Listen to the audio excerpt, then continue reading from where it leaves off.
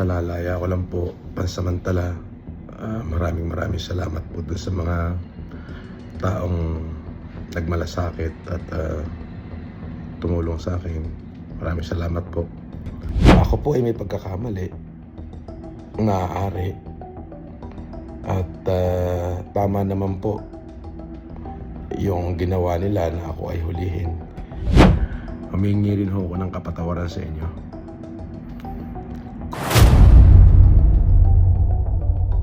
Hi everyone! Pansamantala nang nakalaya si Norman Mangusin aka Francis Leo Marcos. Ngunit sa kanyang unang pahayag, kapansin-pansin ang kanyang mas mahinahong tono, tila ba may pagninilay at pagsisisi sa mga nangyari. Ano nga ba ang kanyang mensahe? Kaya't sa videong ito ay panoorin natin ang pagsisisi at pasasalamat ni Norman Mangusin aka Francis Leo Marcos. Magandang gabi po sa lahat.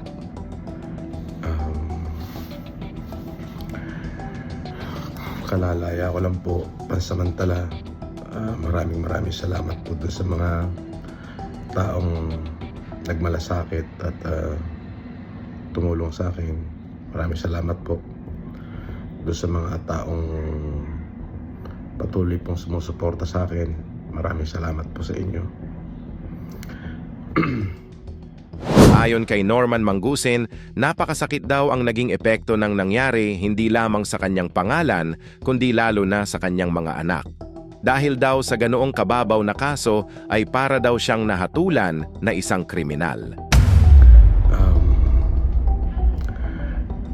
Medyo masakit lamang po yung pangyayari. Siyempre, sa parte ng aking mga anak ay talaga pong masakit nga naman po na sa ganong kababaw po lang na kaso ako po ay para pong nahatulan na isang kriminal. At dito sinabi niya na siya ay may pagkakamali at tungkol sa paraan ng paghuli sa kanya ng kapulisan ay tama lang daw na siya ay hulihin sapagkat iyon daw ay kanilang trabaho bilang isang opisyal. Ngunit nung ipinahiya daw siya na parang tinalupan siya ng buhay ay sobra daw siyang nasaktan. Ako po ay may pagkakamali, maaari, at tama naman po yung ginawa nila na ako ay hulihin sapagkat yun naman po ay bahagi ng kanilang trabaho.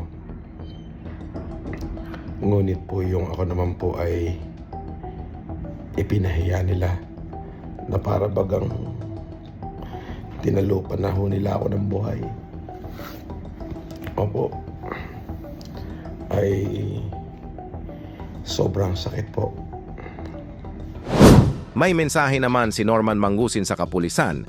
Ayon sa kanya ay hindi na raw ito magpa-file ng kaso at siya raw ay humihingi ng kapatawaran kung siya man ay may nagawang pagkakamali tungkol sa litrato niyang pagsuot ng police uniform.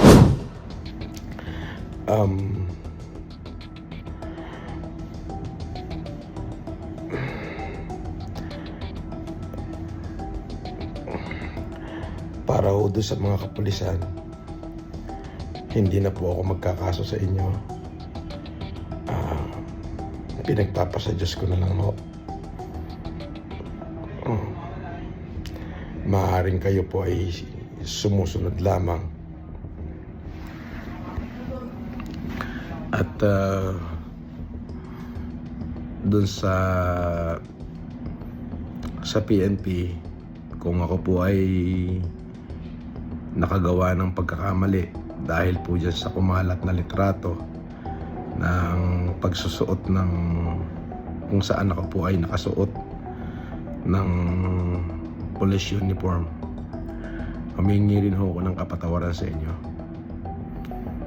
kung sa tingin nyo po ay kalabisan at kawalang paggalang yung aking nagawa. Nagpasalamat naman siya sa kanyang mga supporters na hindi siya iniwan sa gitna ng issue at lalong-lalo na sa mga na-offend niya ay buong puso daw siya humihingi ng kapatawaran. At doon po sa mga patuloy na nagmahal sa akin, maraming salamat po. At humihingi ako ng tawad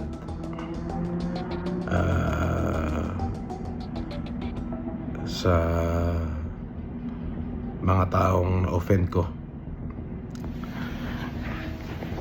Mahirap hong isuko ang karapatan. Yung karapatang mabuhay. Yung karapatang tratuhin ng tama. Hindi ko siya kayang isuko eh.